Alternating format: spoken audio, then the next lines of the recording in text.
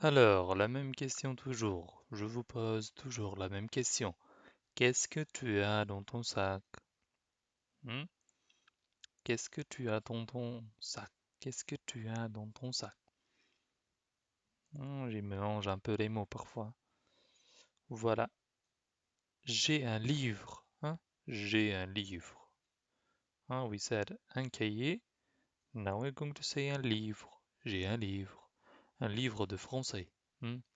Un livre d'anglais. Un livre d'italien.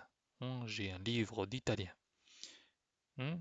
J'ai un dictionnaire pour traduire les mots, ou bien pour comprendre les mots.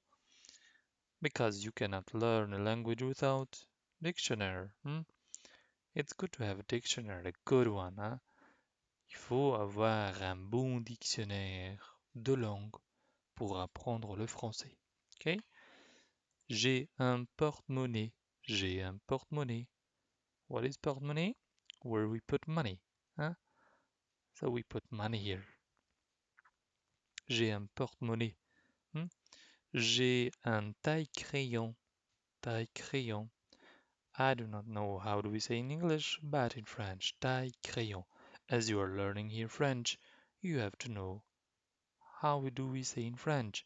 J'ai un taille-crayon. Taille-crayon. A very good one. Taille-crayon. J'ai un classeur. French classeur. What is this? This is a classeur. So I'm going to make you talk. Qu'est-ce que c'est? Qu'est-ce que tu as dans ton sac? Qu'est-ce que tu as dans ta classe? Qu'est-ce que tu as dans ton étagère?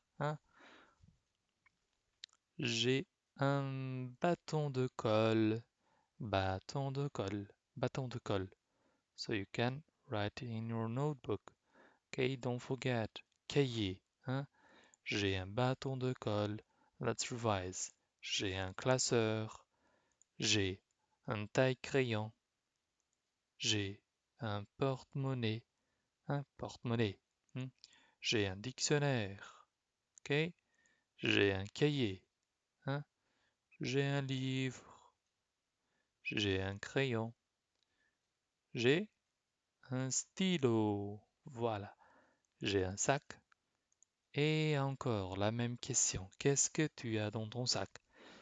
Qu'est-ce que tu as dans ton sac? So it's always good to start from the beginning and to revise. Try to say qu'est-ce que tu as dans ton sac?